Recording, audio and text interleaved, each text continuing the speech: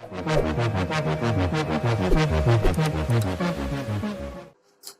बच्चों, कैसे हैं आप? बच्चों, चैप्टर चल रहा था सॉलिड स्टेट और इसके 12 लेक्चर्स आपके ऑलरेडी लग चुके हैं. So today we are starting the 13th lecture of this chapter. In this chapter we are going to discuss about a very important topic, that is radius ratio. Radius ratio.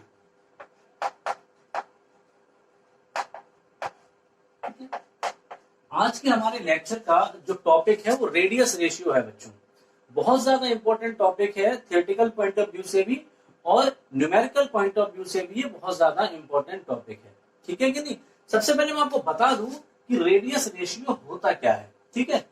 देखिए, इससे पहले वाले lectures में आप लोगों ने voids पढ़े थे, ठीक है? वॉइड्स एक्चुअल में अगर देखा जाए तो वॉइड्स क्या है? वॉइड क्या होते हैं कि जब कोई एटम्स या कह सकते हैं आयंस आपस में मिलकर एक क्लोज पैक स्ट्रक्चर बनाते हैं.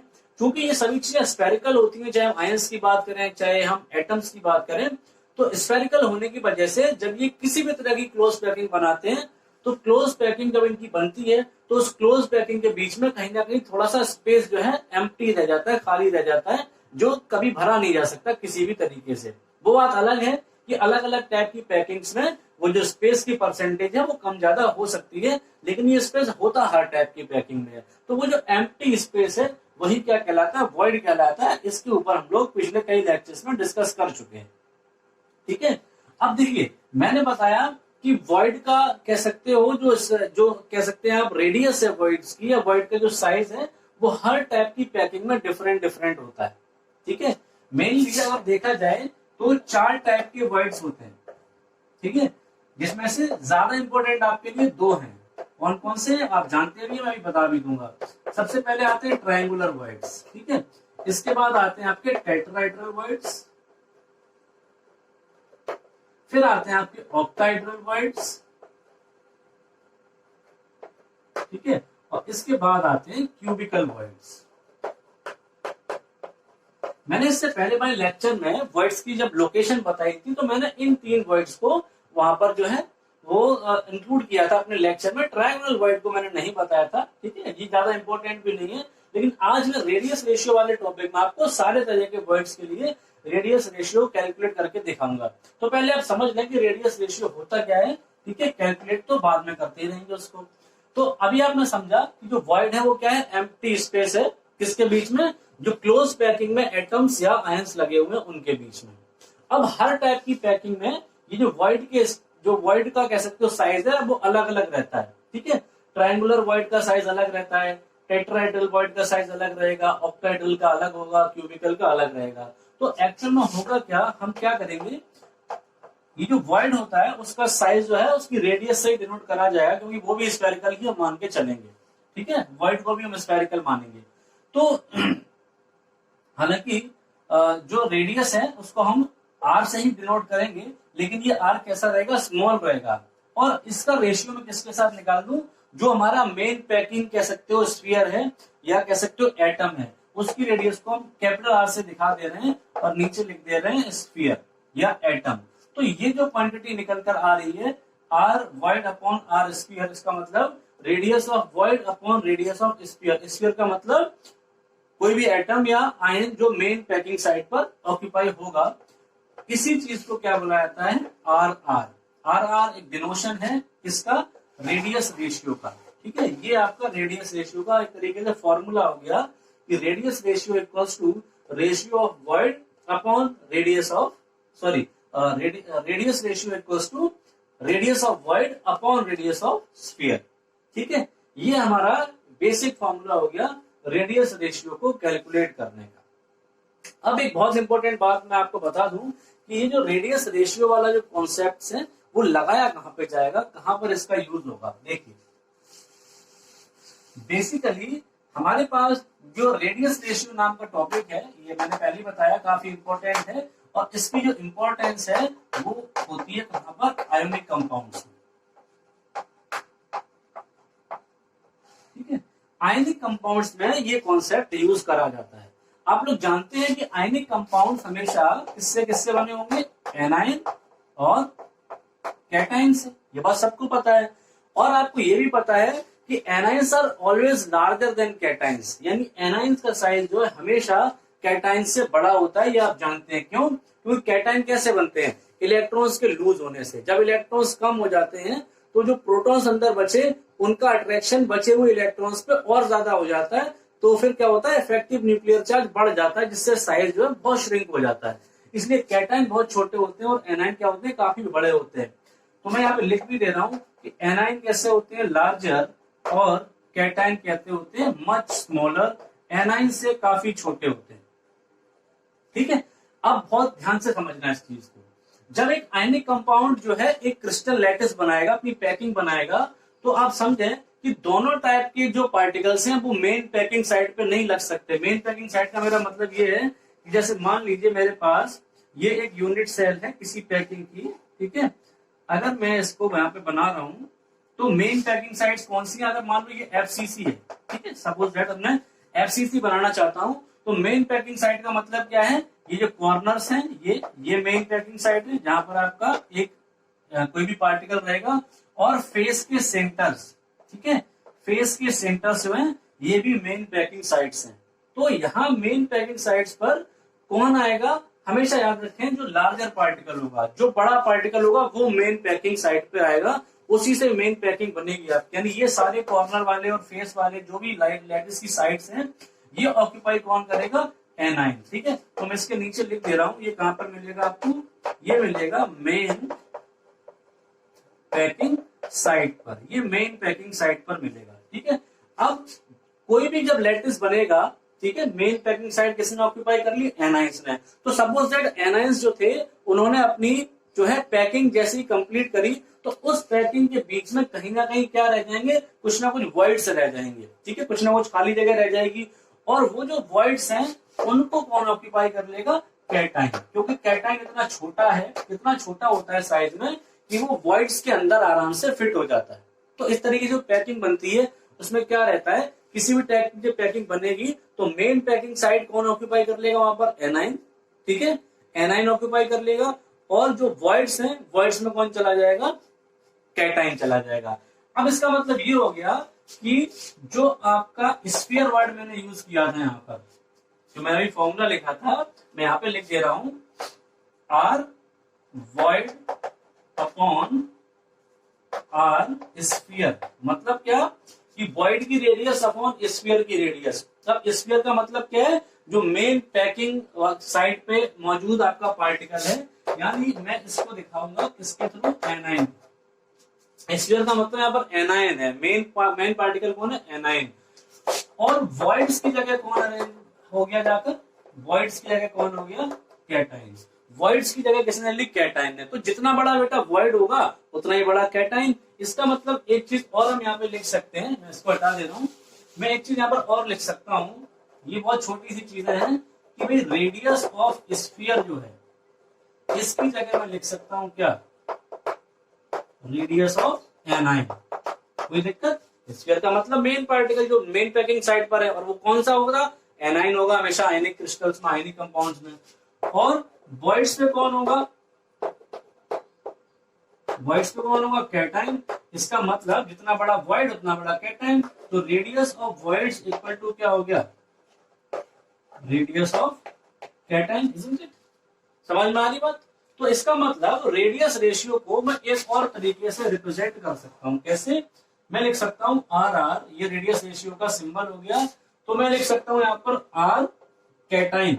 वॉइड की ऊपर थी ना, वॉइड की रेडियस ऊपर थी, वॉइड पे कौन है? कैटाइन। तो जितना बड़ा वॉइड, जो रेडियस वॉइड की वही रेडियस कैटाइन की, तो मैं लिख दूंगा रेडियस ऑफ कैटाइन, ये प्लस लगा दिया कैटाइन की वजह से, अपॉन रेडियस ऑफ, यहां पर क्या लिख दिया? एनाइन। तो ये भी एक कह सकते हो रिप्रेजेंटेशन है रेडियस रेशियो का। किसके लिए आएगा? मेनली आयनिक कंपाउंड्स के लिए, जिसमें कैटाइन की रेडियस ऊपर रहेगी और एनाइन की रेडियस नीचे रहेगी। ये बात आपको दिमाग में फिट करके चलनी है कैलकुलेशन से पहले। ठीक है कि नहीं? मेन जो कंपाउंड, मेन जो आपका रेडियस रेशियो का कॉन्सेप्ट है वो आयनिक कंपाउंड्स के लिए ही बनाया गया है, और आयनिक कंपाउंड्स में अगर हम इसको मॉडल कर दें इस फॉर्मूले को उसी के रेफरेंस में, तो ये फॉर्मूला बनता है radius ratio equals to radius of cation upon radius of anion. इस फॉर्मूले को आप ध्यान रखेंगे, अब हम इसी की वैल्यू कैलकुलेट करेंगे आगे, ठीक है। उससे पहले एक दो बातें मैं और बता रहा हूँ, उन पे भी जरा आप ध्यान दें, ये आप नोट कर लें या फिर स्क्रीनशॉट ले लें।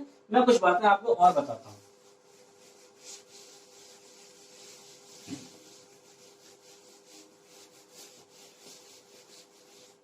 देखिए, ये जो रेडियस रेशियो है, मतलब r cation upon r anion, मैं उसको ऐसे लिख सकता हूं, ठीक है। ये आपका रेडियस रेशियो है। जब ये रेडियस रेशियो हमें मालूम होगा किसी भी क्रिस्टल के बारे में, किसी भी कंपाउंड के बारे में, तो इससे हमें काफी सारी चीजें मालूम पड़ जाएंगी। उसके बारे में क्या क्या मालूम पड़ जाएगा? सबसे पहले हमें उसकी स्टेबिलिटी मालूम पड़ेगी। स्टेबिलिटी, उस आयनिक कंपाउंड की स्टेबिलिटी, उस क्रिस्टल लैटिस की स्टेबिलिटी हम प्रेडिक्ट कर सकते हैं अगर हमें उसका रेडियस रेशियो पता है। तो कैसे कर सकते हैं ये बताऊंगा। इसके अलावा हमें उसकी कोऑर्डिनेशन नंबर भी पता होगी, हमें इसकी कोऑर्डिनेशन नंबर का भी अंदाजा लग जाएगा अगर हमें रेडियस रेशियो पता है। और हमें एक चीज और पता चल जाएगी, उसकी ज्योमेट्री, इस वॉइड की ज्योमेट्री भी पता चल जाएगी हमको, ठीक है।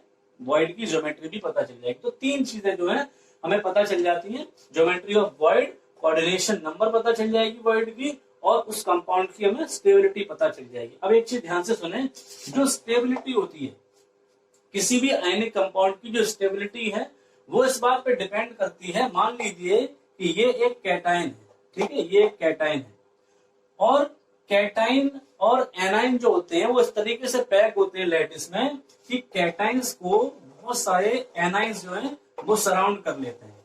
हालांकि ये सब आपस में कैसे रहते हैं, क्लोजली पैक्ड रहते हैं, लेकिन मैं यहाँ पर थोड़ा सा आपको अलग तरीके से बता रहा हूं, सिर्फ ये समझाने के लिए कि स्टेबिलिटी क्या है। स्टेबिलिटी का मतलब हो गया कि एक कैटाइन है, उसको एनाइंस जो है वो सराउंड करे होंगे, और हर एनाइन को कैटाइन्स भी सराउंड करे होंगे, ठीक है। और ये जो कैटाइन और एनाइन है वो इस तरीके से पैक्ड होंगे कि उसकी न्यूट्रलिटी मेंटेन रहेगी, मतलब ओवरऑल चार्ज उस पर जीरो रहेगा। ये सारे आयंस आपस में अपने चार्ज को क्या कर रहे होंगे, कैंसिल आउट कर रहे होंगे। अब स्टेबिलिटी डिपेंड इस बात पे करेगी कि किसी आयन के चारों तरफ उसको सराउंड करने वाले कितने अपोजिट आयंस प्रेजेंट हैं, ठीक है कि नहीं।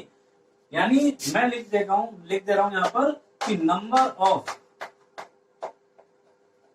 सराउंडिंग अपोजिट आयंस, ठीक है, ये जितने ज्यादा होंगे स्टेबिलिटी भी उस कंपाउंड की उतनी ही कैसी होगी, ज्यादा होगी। समझ रहे ना। अगर मान लीजिए कि एक कैटाइन है, उसको 3 ही एनाइन सराउंड करे हुए हैं, और एक कैटाइन ऐसा है उसको 6 एनाइन सराउंड करे हुए हैं, 6 एनाइन, और एक ऐसा कैटाइन है जिसको 8 एनाइन सराउंड किए हुए हैं, तो सबसे ज्यादा स्टेबल कौन सा कंपाउंड होगा, लास्ट वाला, क्योंकि उसमें एक कैटाइन को 8 एनाइन सराउंड करे हुए थे।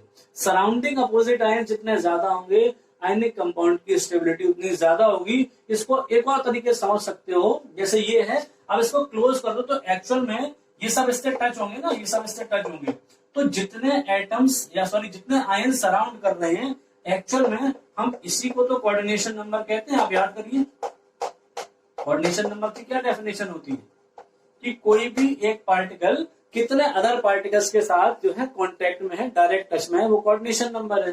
तो सेम चीज तो यही ना, जैसे ये कैटाइन है तो ये भी एक पार्टिकल ही तो हुआ। अगर इसके आसपास 1 2 3 4 5 6 एनाइन है, पैकिंग क्लोज्ड है, इसका मतलब कि सारे इसको टच कर रहे होंगे, तो 6 आयंस को ये टच कर रहा है, इसका मतलब इसकी कोऑर्डिनेशन नंबर कितनी है, 6। तो number of surrounding opposite ions जो है एक तरीके से देखा जाए तो कोऑर्डिनेशन नंबर को ही क्या कर रही है, डिनोट कर रही है। तो हम ये भी कह सकते हैं, ठीक है, हम ये भी कह सकते हैं कि कोऑर्डिनेशन नंबर,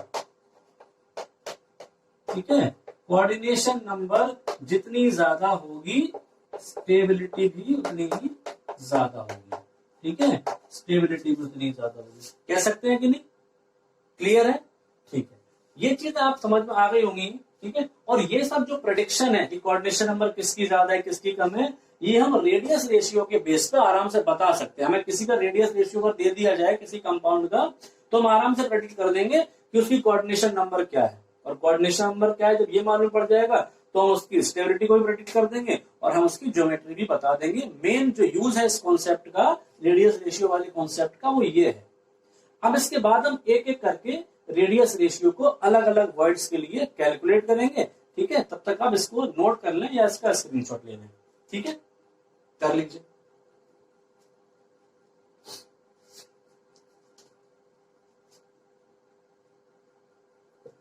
देखिए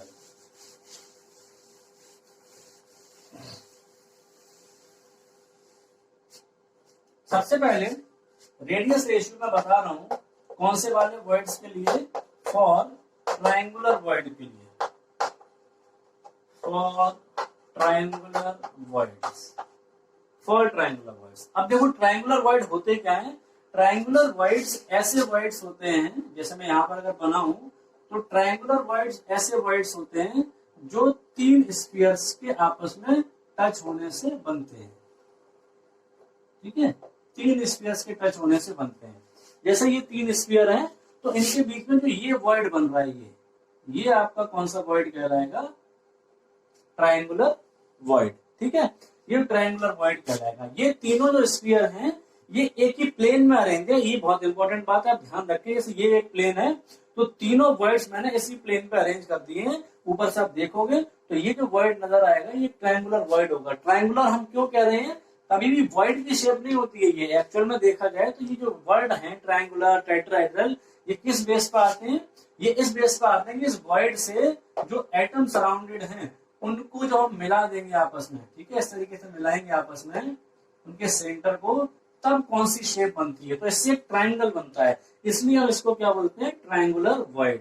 अब हम इसकी कैलकुलेशन करेंगे। आप ध्यान रखें, अगर मैं एनी कंपाउंड का रेफरेंस लूं तो ये अपने आप में क्या है, एक कैटाइन, और ये सब क्या होंगे, एनायन होंगे। समझ में आ रही बात। तो मैं मान लेता हूं let the radius of anion, ठीक है, मैंने क्या मान लिया, be R, and that of cation be R, और मैंने स्मॉल आर रेडियस इसकी मान ली कैटाइन की। अब जरा ध्यान से देखना, ठीक है, डायग्राम। अगर मैं इसको नाम डाल दूं ए बी सी, ठीक है, और बीच में जो इसका सेंटर है इसको नाम डाल दूं डी, इसका सेंटर जो वॉइड है उसका सेंटर, यहां पर कैटाइन है। अब जरा ध्यान से देखना, मैं यहां पर थोड़ा सा इसको साफ करके बना दूं क्योंकि यहीं पर मेन आपको फोकस करना है। ठीक है, ये चीज, इसको नाम डाल दिया था डी।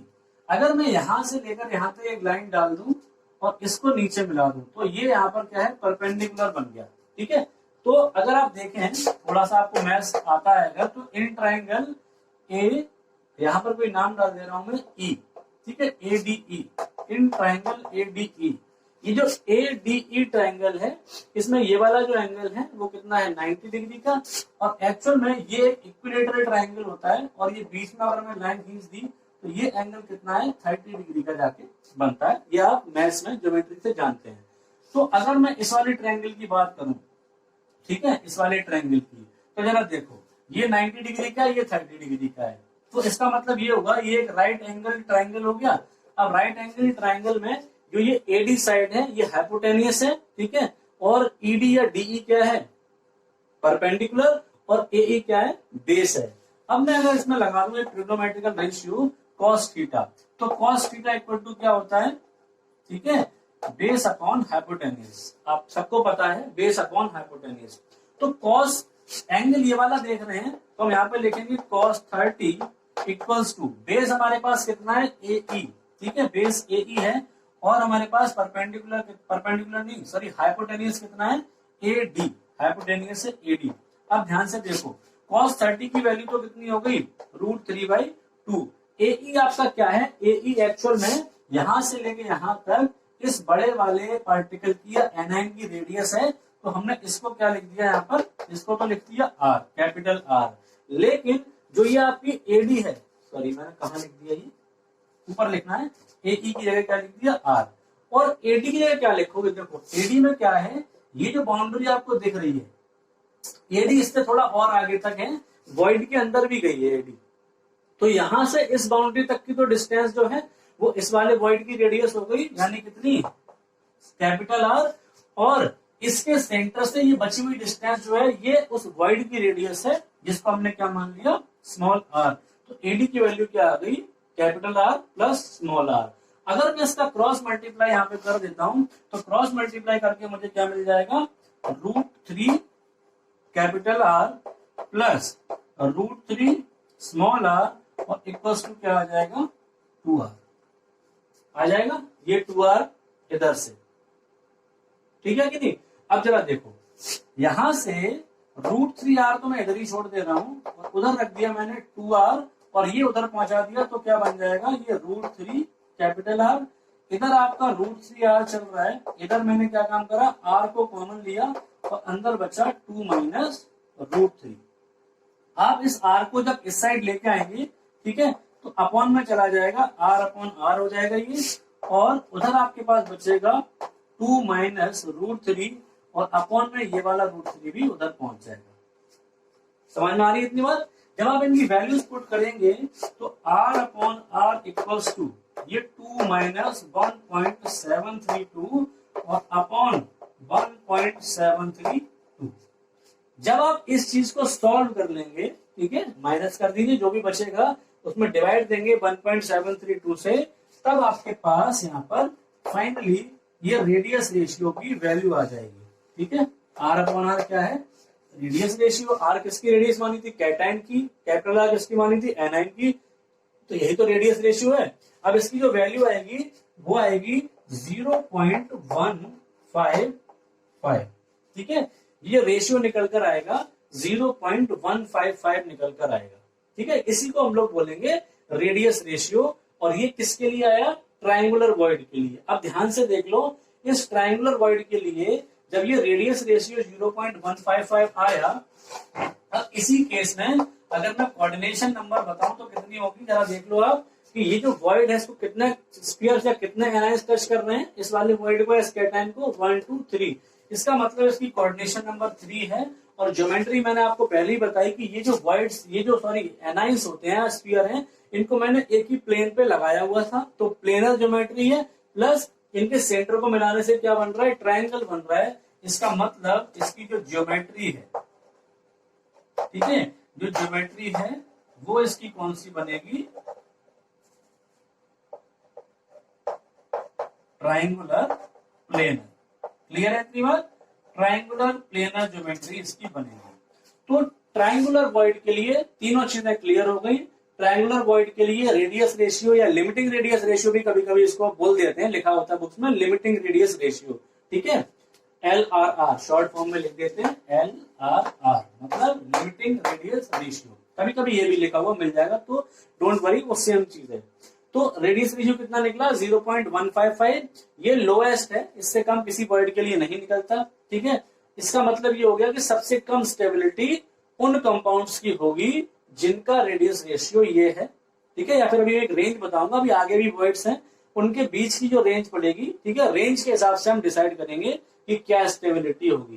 तो रेडियस रेशियो ये निकल आया, कोऑर्डिनेशन नंबर 3 है, ज्योमेट्री क्या है, ट्रायंगुलर प्लेनर, और स्टेबिलिटी कोई बहुत ज्यादा नहीं रहेगी क्योंकि ये सबसे कम वैल्यू है लिमिटिंग रेडियस रेशियो की। एक्चुअल में देखो, लिमिटिंग रेडियस रेशियो जो है वो डिपेंड करता है इसकी वैल्यू पर।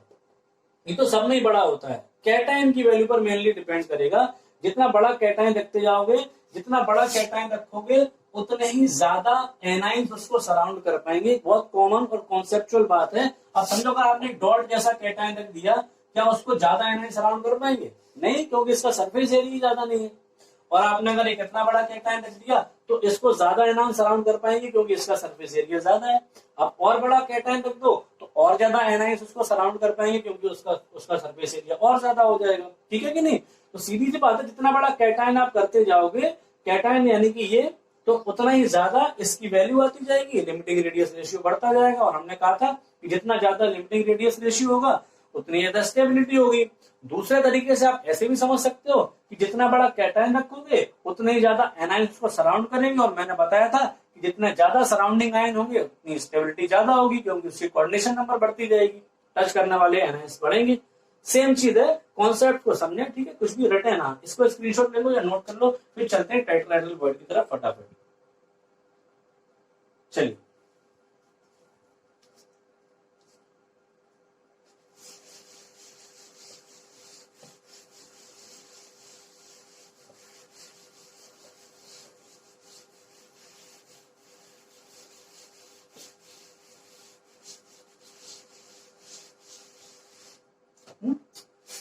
यहाँ पे लिख दे रहा हूँ रेडियस, चलो वहां पे शायद आपको दिखेगा नहीं, यहीं पे लिख दे रहा हूँ, वहां पर थोड़ी लाइट पड़ती है। रेडियस रेशियो किसके लिए?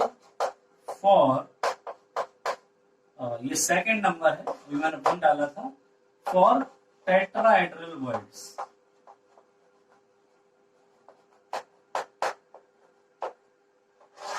ठीक है, टेट्राहेड्रल वर्ड्स के लिए ये आपका मैं कैलकुलेट करने जा रहा हूं, क्या? Radius ratio. जरा देखें ध्यान से, टेट्राहेड्रल वर्ड की लोकेशन आपको पता ही है कि बॉडी डायगोनल पे होते हैं टेट्राहेड्रल वर्ड। तो मैं यहां पर एक सेल बना रहा हूं, जरा ध्यान से देखें इसको। ठीक है, डायग्राम आपको जरूर यहाँ पे समझना पड़ेगा, तभी ये कैलकुलेशन आपके समझ में आएगी। डायग्राम नहीं समझ में आया तो फिर कैलकुलेशन में कंफ्यूजन काफी ज्यादा हो जाएगा।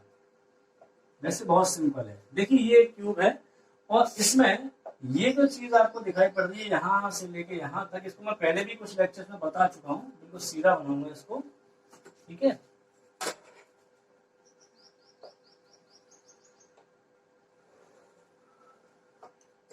ये जो चीज है ये आपका बॉडी डायगोनल कहलाती है। ये क्या है? Body diagonal. ठीक है, ये हमारा बॉडी डायगोनल कहलाएगा इस क्यूब का, या कभी कभी इसको क्यूब डायगोनल भी लिखा हुआ मिल सकता है। इसको मैं नेम डाल दूं ए, ठीक है, इसको नेम डाल दे रहा हूं बी, यहाँ पर सी और यहाँ पर डी। इसको मैं यहाँ से मिला दे रहा हूं क्योंकि अभी मुझे इसकी जरूरत पड़ेगी। और ये एक्चुअल में है क्या? ये है फेस डायगोनल। ठीक है, ये क्या है? Face diagonal. ये सब की वैल्यू मैं पिछले लेक्चर में कैलकुलेट करवा चुका था कि ए बी कितना निकलता है, एडी कितना निकलता है, जब हमने क्या पढ़ा था? पैकिंग फ्रैक्शन पढ़ा था या पैकिंग एफिशिएंसी पढ़ी थी तब। ठीक है, चलिए यहां पर आप एक काम करें, सबसे पहले ये देखें कि जो फेस डायगोनल है, फेस डायगोनल, ठीक है, जिसको हम क्या बोल रहे हैं? A B, face diagonal A B, ये किसके इक्वल होगा?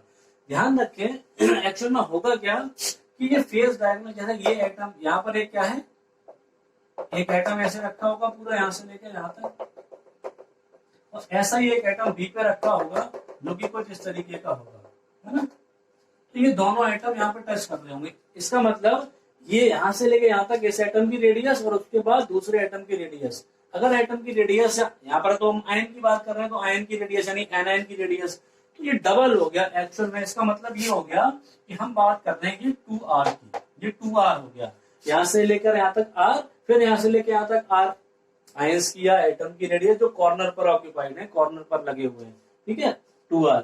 और फॉर्मूले के हिसाब से देखा जाए तो ये एक स्क्वायर होगा ऊपर, ठीक है, और स्क्वायर का जो डायगोनल होता है वो होता है √2 इंटू साइड, और साइड यहाँ पर क्या है? a, जो कि एज लेंथ हम बोल रहे हैं, क्यूब की एज लेंथ, जो मैं यहाँ पे लिख दे रहा हूँ a। इतनी चीज आपको समझ में आ गई। इसको मैं इक्वेशन नंबर 1 डाल दे रहा हूं। अब इसके बाद आप देखें,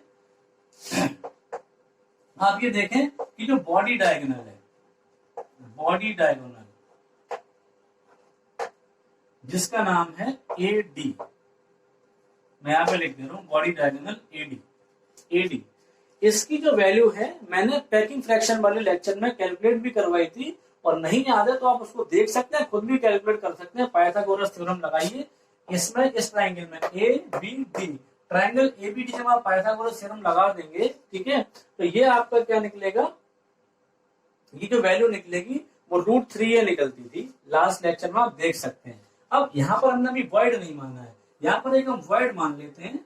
बॉडी डायगोनल पर मान लिया ये एक वॉइड रखा हुआ है, ठीक है, ये वॉइड, और इस वॉइड की जो रेडियस है वो रेडियस कितनी है? r, रेडियस r है। तो एक्चुअल में अगर देखा जाए तो जो ये एडी है ये किसके इक्वल होगा? देखो इस वॉइड के इधर ये एक एटम की रेडियस होगी r, एक एनायन की रेडियस, इसी तरह इस वॉइड के इधर भी एक एनायन की रेडियस होगी r, यानी कितना हो गया टोटल? 2r। जैसे यहाँ पर मैंने करा था, तो यहाँ पर भी तो एटम लगे होंगे, एक एटम यहाँ और एक एटम ऐसा यहाँ भी लगा होगा इस तरीके से, तो ये रेडियस हो गई, ठीक है, यहां से लेकर यहां तक की r, और यहां से लेकर यहां तक की ये r, तो टोटल होगी 2r। और ये पूरा का पूरा वॉइड इसके अंदर यहाँ पे आ गया, तो इसकी रेडियस स्मॉल r है, तो यहाँ पर पूरा डायमीटर लेना पड़ेगा भाई, इधर का r और इधर का r, तो प्लस यहाँ पर क्या लिखते हैं? 2r। ठीक है, तो एडी कितना हो गया? 2r प्लस 2r, और एडी फॉर्मूला के अकॉर्डिंग हमने जब कैलकुलेशन करी थी तो √3a निकला था, ठीक है, √3a इक्वल्स टू आपके पास आ गया 2r प्लस 2r। अब अगर हम यहाँ पर 2r की वैल्यू इक्वेशन 1 से पुट करें, ठीक है, putting value of 2r from equation 1, तो देखो क्या मिलेगा आपको, यहाँ पर आएगा √3a, 2r की जगह हम रख सकते हैं √2a, यहाँ से 2r इक्वल्स टू √2a यहाँ रख दिया, और प्लस यहाँ पर क्या लिख दिया हमने 2r। क्लियर है? अब जरा 2r की वैल्यू आप निकालें यहाँ से, तो 2r इक्वल्स टू निकलेगा √3a माइनस √2a। इतनी चीज है, समझ में आ रही है आपके? 2r equals to √3a minus √2a, ठीक है। इसके बाद की कैलकुलेशन, ठीक है, मैं यहाँ पर ऊपर कर रहा हूँ, अगर आपने नोट नहीं करा है तो पहले इसको नोट कर लें, क्योंकि इसके बाद मैं इसको इरेज कर दूंगा, ठीक है, तब मैं ऊपर कैलकुलेशन इसके आगे की करूंगा। फटाफट इसको स्क्रीनशॉट ले लो या नोट कर लो।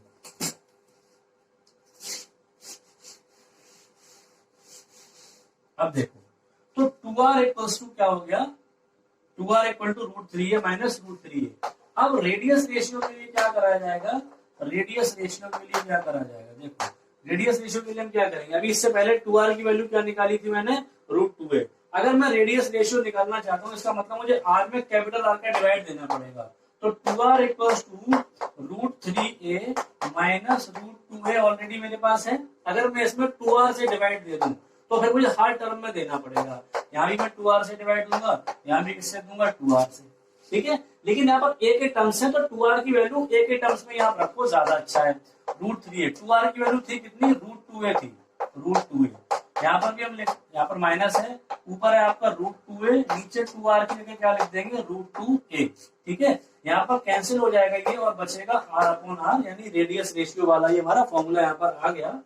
यहाँ पर आपके पास क्या बचेगा, ये कैंसिल हो जाएगा, ये आपके पास बचेगा √3/√2, और माइनस में क्या आ जाएगा यहाँ पर 1। क्लियर है? तो आपके पास ये बचा r/r। अब आप यहाँ पर जब वैल्यू पुट करेंगे r/r इक्वल्स टू, ये आपके पास क्या आ जाएगा, आप इसको अगर एलसीएम लेना चाहें तो एलसीएम लेना है, ऊपर आपके पास बचेगा √3 माइनस यहाँ पर क्या बचेगा √2, ठीक है। अब ये नीचे का भी मुझे इरेज करना पड़ेगा, जगह काफी कम है, आप नोट कर चुके होंगे, नहीं करा तो करना है या स्क्रीनशॉट लेना है। तो r/r की जो वैल्यू आई, ऊपर है 1.732 माइनस 1.414, और अपॉन में क्या है 1.414। क्लियर?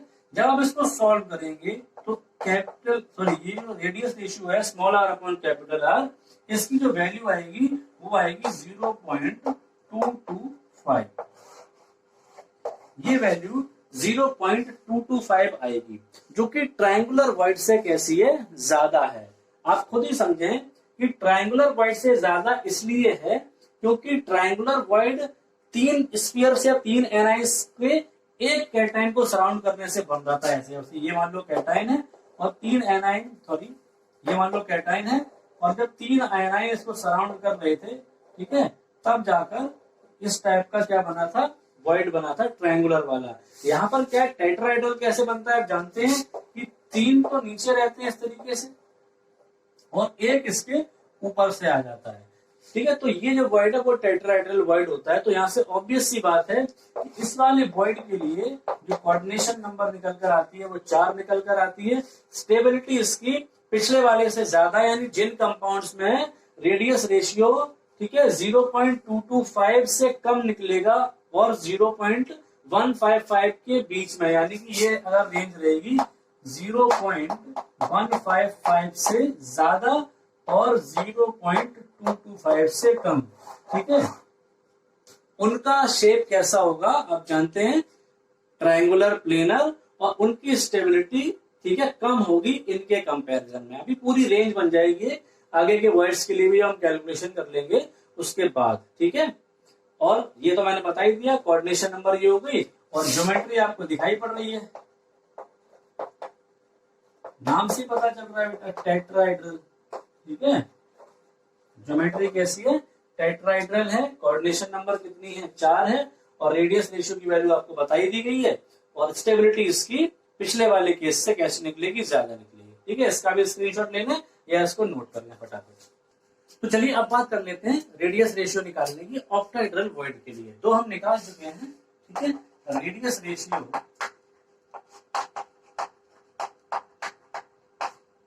किसके लिए, नंबर 3 है ये हमारा octahedral voids, for octahedral voids. Octahedral void के लिए रेडियस रेशियो निकालने जा रहे हैं। अब देखो ऑक्टाहेड्रल वॉइड्स जो होते हैं उनकी स्ट्रक्चर कैसी है, 6 स्फीयर से मिलकर बने होते हैं। कैसे कि 4 स्फीयर तो एक प्लेन में होते हैं, जैसे मान लीजिए मैं ये 4 स्फीयर एक प्लेन में लगा दूं, 1 2 3 और ये 4। ठीक है, ये 4 स्फीयर मैंने क्या कर दिए, एक प्लेन में लगा दिए। अब ये जो खाली जगह दिख रही है आपको, एक स्फीयर इसके ऊपर रख दो ऐसे, और एक स्फीयर बोर्ड के पीछे से लाके इसके नीचे लगा दो, है ना। एक ये ऊपर रख दिया और एक पीछे से लाके इसके नीचे लगा दिया, तो हो गए 6 स्फीयर, 4 स्फीयर प्लेन में, एक ऊपर और एक नीचे। इनसे बीच में ये जगह दिख रही है आपको, ये ऑक्टाहेड्रल वॉइड बन जाएगी। ठीक है कि नहीं, ये इनके हो गए सेंटर्स सारे एटम्स के। ठीक है, फिलहाल हमारे पास ये एनाइंस है, और यहाँ पर जो चीज है इसको हम कह रहे हैं वॉइड, ऑक्टाहेड्रल वॉइड, जिसकी रेडियस है r। ठीक है, एक्चुअल में ये किसको रिप्रेजेंट कर रहा है, कैटाइन को। अगर हम इनको मिला दें, जरा देखिए ध्यान से, ठीक है, इसको नाम डाल दें A, इसको B, इसको C और इसको D। ठीक है, और इसको मैं यहाँ से ऐसे करके मिला दूं, तो एक्चुअल में अगर देखा जाए, हालांकि इसके बीच से निकलना चाहिए, ठीक है, तो उतना आप एडजस्ट कर लेंगे उसको। ये जो चीज है ना, इसके सेंटर से होती हुई जाएगी, एक तरीके से ये मान के चले। अब मैं ये बता रहा हूं आपको, जो आपका ट्राइंगल BCD है, in triangle BCD, BCD triangle में पाइथागोरस थ्योरम लगाई है, और पाइथागोरस थ्योरम लगाने से पता चलेगा आपको कि जो BD स्क्वायर है इक्वल्स टू BD क्या है, हाइपोटेन्यूज। ये किसके इक्वल है, ये आपको दिखाई पड़ रहा है परपेंडिकुलर, यानी कि BC, इसका भी स्क्वायर, और प्लस ये आपका बेस है, इसका मतलब DC या CD, इसका स्क्वायर। अब आप वैल्यू रखें, सबसे पहला BD पे जरा गौर करें। देखिए BD में क्या है, यहां से लेके यहां तक की तो जो डिस्टेंस है वो एक्चुअल में इस वाले स्फीयर की रेडियस है r, और उधर से B से लेके यहां तक की जो डिस्टेंस है ये इस वाले स्फीयर की डिस्टेंस हो गई, यानी रेडियस हो गई, यानी कैपिटल R। तो कितना हो गया टोटल 2r, तो ये हो गया, और प्लस ये जो इतना दिखाई पड़ रहा है ये डिस्टेंस की एक्चुअल में इस वाले स्फीयर या कह सकते हो वॉइड जो कैटाइन के तौर पे रखा हुआ है, इसका पूरा डायमीटर हो जाएगा ये यहाँ से यहाँ तक, रेडियस का डबल, यानी कि +2r, और हमें इसका भी स्क्वायर करना है। समझ में आ रहा है, डायग्राम से देखिए क्लियर हो जाएगा। BC क्या है, BC यहां से लेके यहां तक इस स्फीयर की रेडियस, और यहां से लेके यहां तक इस स्फीयर की रेडियस, तो दोनों मिला के कितना हो गया 2r, तो ये 2r का स्क्वायर हो गया। सिमिलरली अगर मैं CD या DC की बात करूं, तो यहां से यहां तक इस वाले स्फीयर का आपका रेडियस हो गया, और यहां से यहां तक इस वाले स्फीयर की रेडियस हो गई, तो दोनों मिला के r प्लस r कितना हो गया 2r, और यहाँ पर इसका स्क्वायर कर दिया। यहां से मैं अभी इसको ऐसे ही रहने देता हूँ, होल स्क्वायर नहीं ओपन करूंगा। 2r प्लस 2r का होल स्क्वायर इक्वल्स टू, ये यहां से देखिए 4r स्क्वायर हो जाएगा। आप देख लीजिए फटाफट में डायरेक्ट करूंगा, 2r का स्क्वायर है तो 4r स्क्वायर, और यहाँ से 4r स्क्वायर, तो टोटल यहाँ पे कितना हो जाएगा 8r स्क्वायर। अब आप देखें, अगर मुझे 2r प्लस 2r इसकी वैल्यू निकालनी है, तो स्क्वायर रूट हो जाएगा किसका 8r स्क्वायर का, और एक्चुअल में जब ये स्क्वायर रूट हम निकालेंगे तो ये हो जाएगा 2√2, 8 का क्या हो जाता है 2√2, और r स्क्वायर की जगह क्या आ जाएगा r। क्लियर है। अब आप देखें, कैपिटल R वाले टर्म मैं एक तरफ कर ले रहा हूं, और स्मॉल r वाला एक तरफ कर ले रहा हूं। यहाँ पे देखें, तो ये 2r की वैल्यू दिख रही है आपको, 2r इक्वल्स टू क्या हो जाएगा 2√2r, ये इधर वाला, और ये 2r उधर जाके हो जाएगा नेगेटिव, तो यहाँ पर लिख दिया मैंने 2r।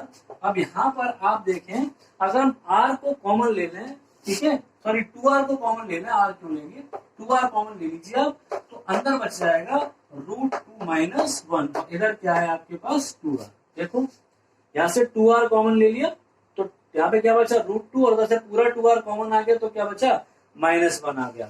अब आप इसको अपॉन में ले आए क्योंकि रेडियस रेशियो निकालना है, तो 2r upon 2r equals to यहाँ रह जाएगा आपका √2 माइनस 1, 2 से 2 कैंसिल हो जाएगा तो r अपॉन r, ठीक है। √2 की वैल्यू कितनी होती है 1.414, और उसमें से जब आप 1 माइनस कर देंगे तो वैल्यू आएगी 0.414। ये आपका रेडियस रेशियो का कैलकुलेशन हो गया ऑक्टाहेड्रल वॉइड के लिए, और ऑक्टाहेड्रल वॉइड के लिए जो रेडियस रेशियो की वैल्यू है वो टेट्राहेड्रल से भी ज्यादा आ रही है। इसका मतलब इस केस में स्टेबिलिटी और बढ़ गई, और पहले से पता है स्टेबिलिटी मैंने बताई थी किस पे डिपेंड करती है। देखो टेट्राहेड्रल वॉइड में जो वॉइड था या जो बीच में कैटाइन था उसको सिर्फ 4 ही तो एनाइन सराउंड करे हुए थे, और इस वाले केस में कितने करे हुए हैं 6, क्योंकि ये वॉइड तो 6 स्फीयर के कॉन्टेक्ट से बनता है, तो सीधी सी बात जितने ज्यादा सराउंडिंग आए उतनी ज्यादा स्टेबिलिटी। तो इस वाले केस में मैं यहाँ पे लिख दूं कि कोऑर्डिनेशन नंबर कितनी रहेगी 6, ठीक है। रेडियस रेशियो ये हो गया, और ज्योमेट्री कैसी होगी इसकी ऑक्टाहेड्रल, सामने दिखाई पड़ रहा है डायग्राम देख के, ठीक है। ऑक्टाहेड्रल ज्योमेट्री, स्टेबिलिटी पहले से और ज्यादा। अब इसके बाद एक और केस रह गया हमारा क्यूबिकल वॉइड का, उसके केस में भी हम कैलकुलेशन करेंगे रेडियस रेशियो की, और फिर मैं आपको एक टेबल बनवा के दूंगा, उस टेबल में, ठीक है, सारी चीजों को मैं कंपाइल करके लिख दूंगा कि किस टाइप के वॉइड के लिए रेडियस रेशियो की वैल्यू क्या होती है, कोऑर्डिनेशन नंबर उस केस में क्या होती है, और उसमें ज्योमेट्री क्या होती है, ठीक है। इसका स्क्रीनशॉट ले लो या नोट कर लो। हम चलते हैं अगले वाले वॉइड की तरफ, यानी कि क्यूबिकल वॉइड की तरफ। चलिए इसको नोट कर लीजिए।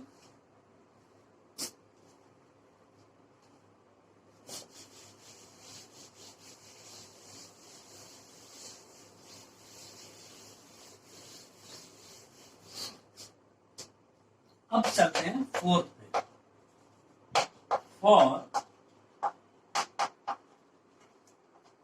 Cubicle void. अब ध्यान रखना क्यूबिकल वॉइड कैसे बनते थे। क्यूबिकल वॉइड बनते हैं 8 स्फीयर से। मैंने आपको बताया था ये कहां पे बनते हैं, बॉडी सेंटर्ड वाले में। इसके लिए मैं क्या कर रहा हूँ, पूरा एक लैटिस बना रहा हूँ, जिसको आप ध्यान से देखेंगे।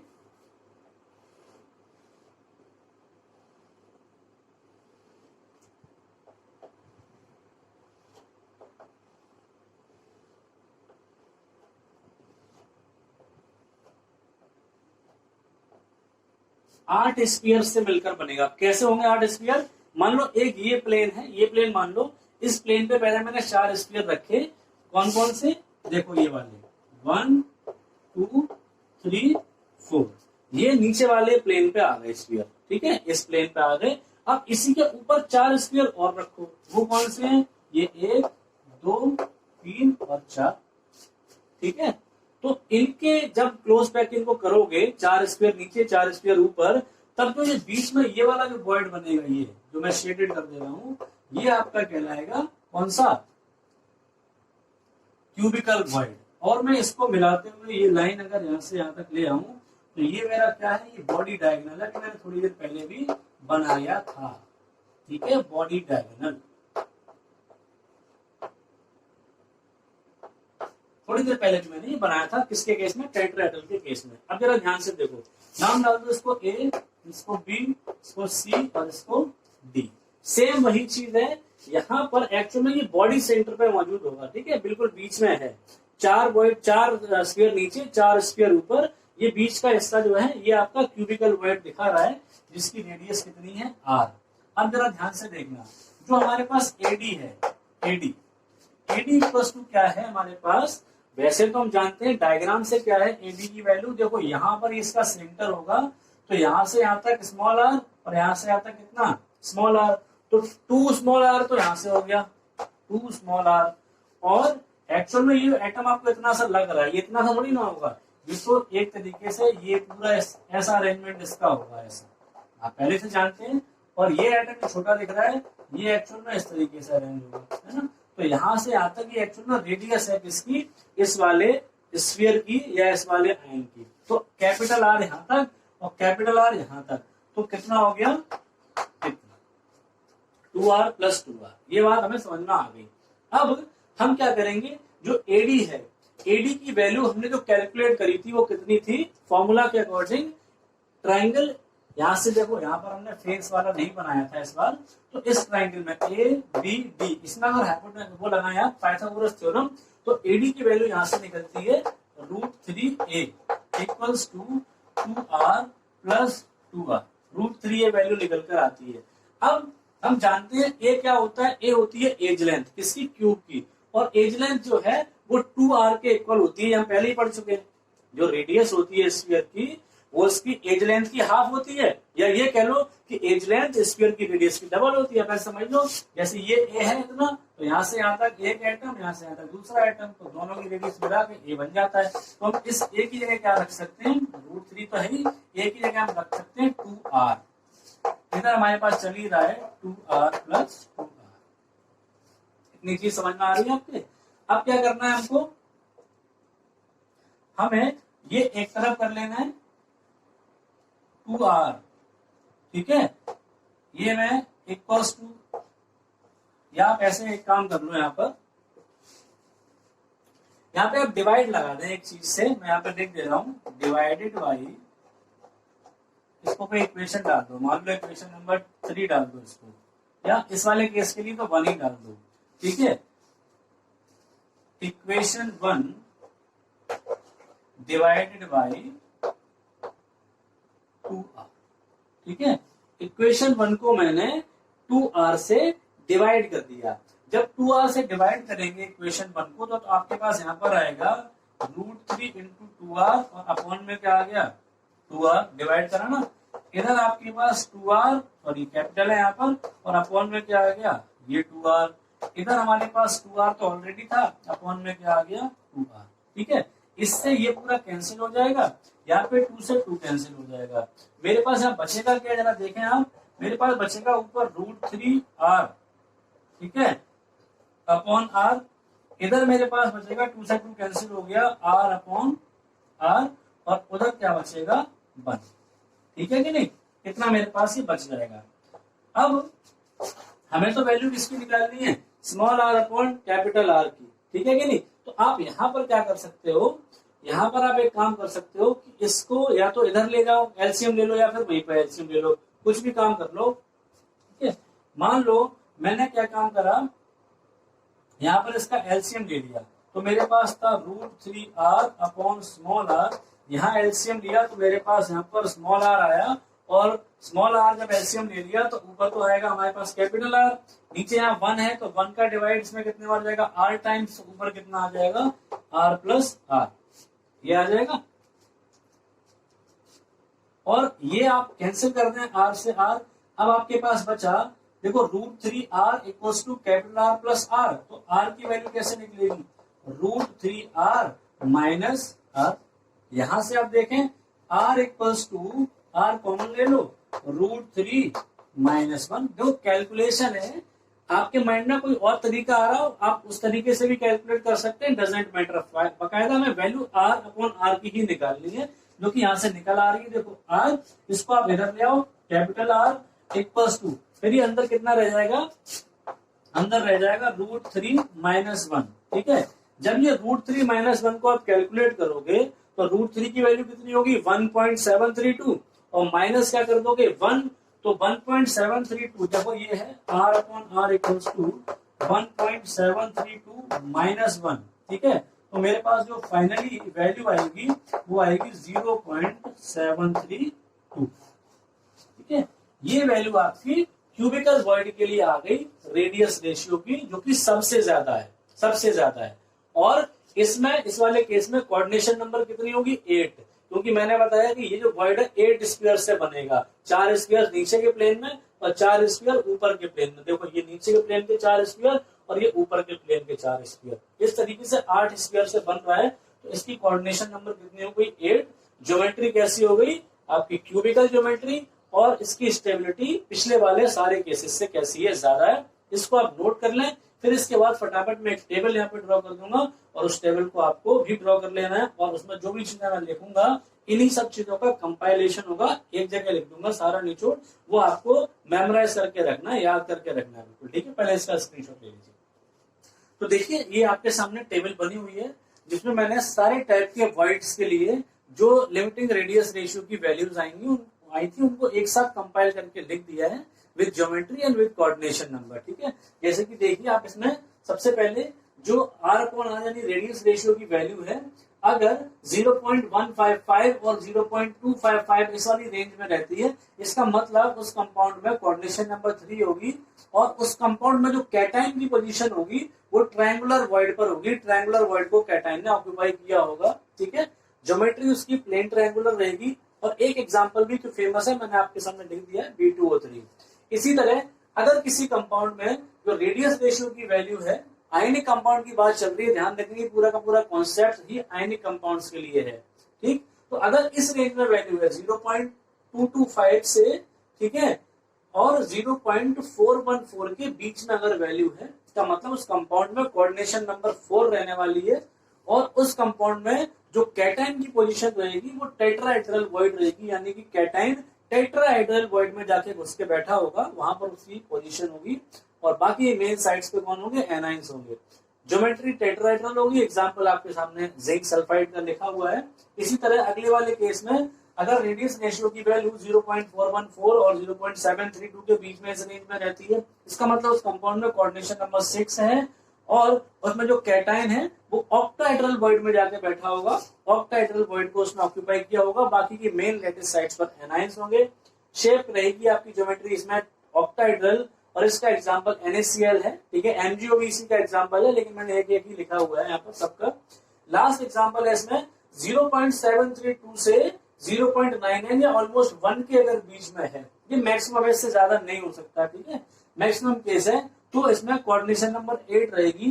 ठीक है, और इसमें जो पोजीशन रहेगी कैटाइन की वो कहाँ रहेगी, बॉडी सेंटर पर या क्यूबिकल वॉइड में रहेगी। ठीक है, और इसमें ज्योमेट्री क्यूबिकल रहेगी और एक इसका एग्जांपल मैंने क्या लिख दिया, CaCl। तो ये जो टेबल है ये बहुत ज्यादा इंपॉर्टेंट है, ये आप ध्यान रखेंगे। डायरेक्टली इसमें से क्वेश्चन भी आपको मिल सकते हैं 1 मार्क्स के, MCQs में मिल सकते हैं। और अगले लेक्चर में हम कुछ न्यूमेरिकल्स करेंगे जो वॉइड्स के ऊपर बेस्ड होंगे, तो न्यूमेरिकल्स में भी आपको ये सारी चीजों की नॉलेज होना बहुत जरूरी है, तभी आप उन न्यूमेरिकल्स को सॉल्व कर पाएंगे। ठीक है, तभी उन न्यूमेरिकल्स को आप करेक्ट कर पाएंगे।